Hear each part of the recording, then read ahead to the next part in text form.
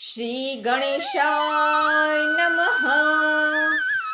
ઓમ શ્રી સરસ્વત્યે નમઃ.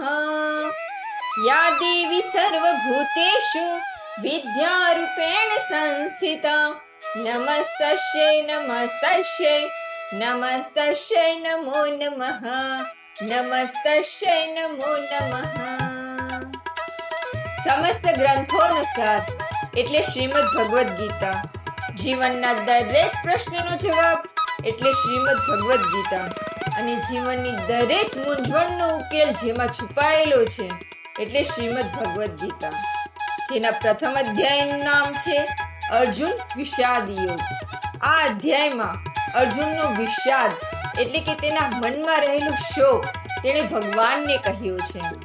પ્રથમ અધ્યાયનો 10મો શ્લોક છે અપર્યાપ્તમ તદસ્માકમ બલમ ભીષ્માભિરક્ષિતમ પર્યાપ્તમ ત્વિદિમેતેષાં બલમ ભીમાભિરક્ષિતમ. એટલે કે કૌરવોની પાસે જે સૈન્ય રહેલું છે તે ખૂબ જ મોટું છે, એટલે કે ઘણું જ વિશાળ છે. આ ઉપરાંત આ સૈન્યનું રક્ષણ સ્વયં પિતામહ ભીષ્મ કરે છે.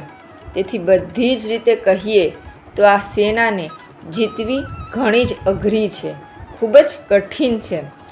જ્યારે બીજી બાજુ પાંડવોની પાસે જે સૈન્ય રહેલું છે તે ખૂબ જ નાનું છે અને તે સેનાનું રક્ષણ ભીમ કરે છે. તેથી તેની સેનાને જીતવી સાવ સહેલી છે એમ દુર્યોધન કહે છે. અને ટૂંકમાં કહીએ તો દુર્યોધન પાંડવ સેના કરતાં પોતાની સેનાને અજય બતાવે છે. પ્રથમ અધ્યાયનો 11મો શ્લોક છે ઐન્યેષુ ચ સર્વેષુ યથા ભાગમवस्थितઃ ભીષ્મમેવાભિરક્ષन्तु ભવन्तઃ સર્વ એવ હિ. એટલે કે સેનામાં બધા જ વ્યૂહ દ્વારો ઉપર અલગ અલગ મહારથીઓને રક્ષણ કરવા માટે મૂકવામાં આવેલા છે.